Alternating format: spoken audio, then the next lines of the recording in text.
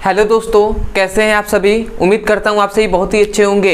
तो आज की इस वीडियो में हमें पढ़ना है क्लास 12 फिजिक्स का बहुत ही इंपॉर्टेंट चैप्टर जो है विद्युत चुंबकीय प्रेरण, जिसका यह 7वां वीडियो है। तो इस वीडियो में हम पढ़ना है भैया कि फ्लेमिंग के दाएं हाथ का नियम किसे कहते हैं। भैया यह नियम क्या होता है इस वीडियो में हम समझेंगे और बहुत ही आसानी तरीके से आपको ये नियम याद भी हो जाएगा। तो चलिए दोस्तों अपने टॉपिक को शुरू करते हैं। तो हमें पढ़ना है भैया फ्लेमिंग के दाएं हाथ का नियम। फ्लेमिंग के दाएं हाथ का नियम।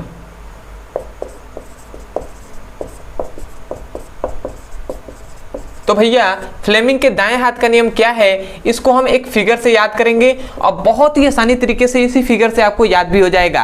तो सबसे पहले मैं बताऊं आपको, इस तरह अगर बोल के बताया जाए तो भैया इसमें ये कहा फ्लेमिंग के जो दाएं हाथ के नियम है, जो फ्लेमिंग जो क्या है वैज्ञानिक है, उन्होंने कहा कि भैया अंगूठा, ठीक है, दाएं हाथ को इस प्रकार फैलाएं कि अंगूठा, तर्जनी और माध्यिका परस्पर एक दूसरे के लंबवत हो। देखिए इस प्रकार फैलाएं कि अंगूठा, तर्जनी और माध्यिका परस्पर एक दूसरे के लंबवत हो तथा अंगूठा चालक की गति की दिशा को प्रदर्शित करे तथा जो तर्जनी है यह चुंबकीय क्षेत्र की दिशा को प्रदर्शित करे और जो माध्यिका है यह भैया प्रेरित धारा की दिशा को प्रदर्शित करे।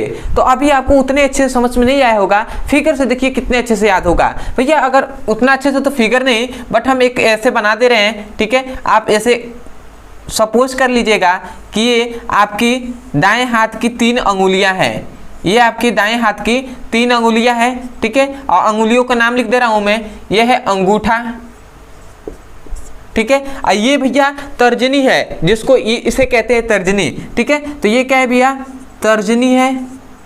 और ये जला क्या है, ये माध्यिका है, बीच वाला, ठीक है। तो इसे हम कहेंगे माध्यिका, ठीक है। तो उन्होंने कहा, फ्लेमिंग ने कहा कि भैया फ्लेमिंग के दाएं हाथ के नियमों के अनुसार अंगूठा, तर्जनी तथा माध्यिका को परस्पर लंबवत इस प्रकार फैलाएं, परस्पर लंबवत।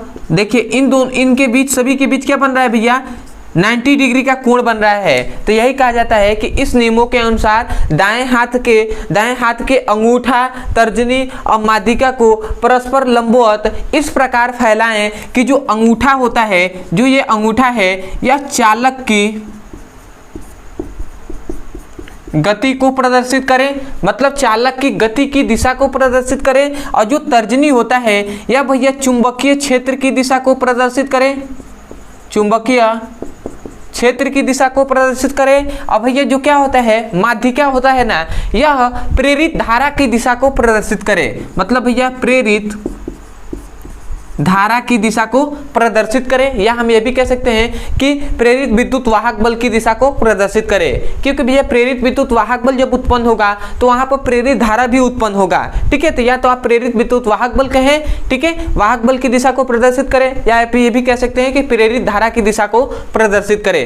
तो आशा करते हैं इस फिगर से आप इस नियम को बोल सकते हैं। आप क्या कहेंगे कि फ्लेमिंग के दाएं हाथ के नियमों के अनुसार अंगूठा, तर्जनी और माध्यिका को परस्पर लंबवत इस प्रकार फैलाएं कि अंगूठा चालक की गति की दिशा को प्रदर्शित करे तथा तर्जनी चुंबकीय क्षेत्र की दिशा को प्रदर्शित करे तथा माध्यिका प्रेरित धारा की दिशा को प्रदर्शित करे। तो आशा करते हैं यहां से आप नियम को बोल देंगे। तो चलिए दोस्तों अब मैं यहां पे नियम को लिखवा दे रहा हूं, ठीक है। तो इससे आप बोल सकते हैं, यहां पे मैं लिखवा रहा हूं, इसे भी आप समझिएगा।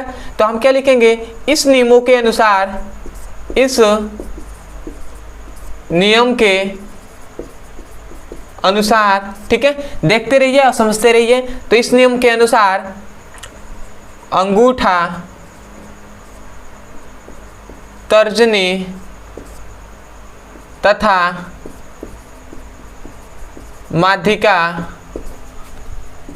को परस्पर लंबवत इस प्रकार फैलाएं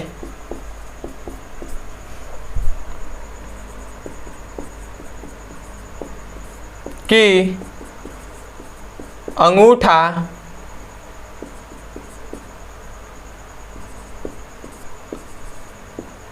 चालक की गति को प्रदर्शित करें, चालक की गति को प्रदर्शित करे,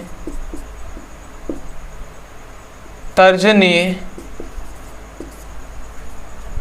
चुंबकीय क्षेत्र की दिशा को प्रदर्शित करें, क्षेत्र की दिशा को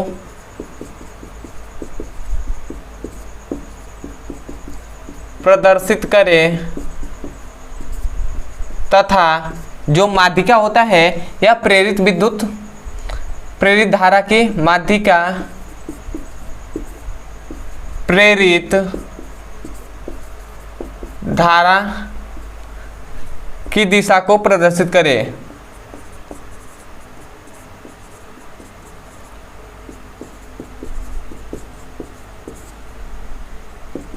ठीक है, तो यहाँ पे हमने भैया नियम को लिख दिया है। तो आपको सबसे पहले एक फिगर बना लीजिएगा अपने अनुसार, ऐसे इस हाथ के फिगर को बना लीजिएगा, या आप बुक की भी हेल्प ले सकते हैं फिगर बनाने के लिए। ठीक है, और नियम तो आपको यहाँ से याद ही हो गया होगा कि फ्लेमिंग के दाएं हाथ के नियमों के अनुसार अंगूठा, तर्जनी, माध्यिका को परस्पर लंबवत इस प्रकार फैलाएं कि अंगूठा चालक की गति को प्रदर्शित करे तथा तर्जनी चुंबकीय क्षेत्र की दिशा को प्रदर्शित करे तथा माध्यिका प्रेरित धारा की दिशा को प्रदर्शित करे। तो आशा करते हैं इस फिगर से आप बहुत ही आसानी तरीके से आप उसको याद कर सकते हैं। तो चलिए दोस्तों, आज के लिए इतना ही। मैं यही कहूँगा, यदि आपको इस वीडियो से कुछ भी सीखने को मिला हो और यदि सच में आपको समझ में आया है तो सबसे पहले तो चैनल को सब्सक्राइब कर दीजिएगा, वीडियो को लाइक कर दीजिएगा, हो सके ना तो हमें कमेंट सेक्शन में जरूर बताइएगा कि आपको वीडियो कैसा लगा। दूसरी बात, यदि कोई भी टॉपिक समझ में नहीं आता है फिजिक्स और केमिस्ट्री के संबंध में किसी भी क्लास का, क्लास 9 से लेकर क्लास 12 तक के बीच का,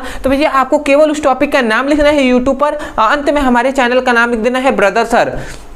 आपको वो वीडियो मिल जाएगा, आप वहाँ से भी जाकर अच्छे से पढ़ाई कर सकते हैं और अपने सुंदर से नोट्स बना सकते हैं। अदरवाइज यदि किसी भी क्लास का सीक्वेंस में एक एक करके चैप्टर वाइज सीक्वेंस में फिजिक्स और केमिस्ट्री का पढ़ना चाहते हैं आप, तो आपके लिए एक नंबर दिया जा रहा है जो यहाँ पे मैं लिख दे रहा हूँ 8874726058। ये व्हाट्सएप नंबर है। इस नंबर पे व्हाट्सएप करके आपको जिस भी क्लास का फिजिक्स और केमिस्ट्री का पढ़ाई करना है इस नंबर पे मैसेज करके मांग सकते हैं। तो चलिए दोस्तों, आज के लिए इतना ही, मिलते हैं अगली वीडियो में, तब तक के लिए धन्यवाद। जय हिंद, जय भारत।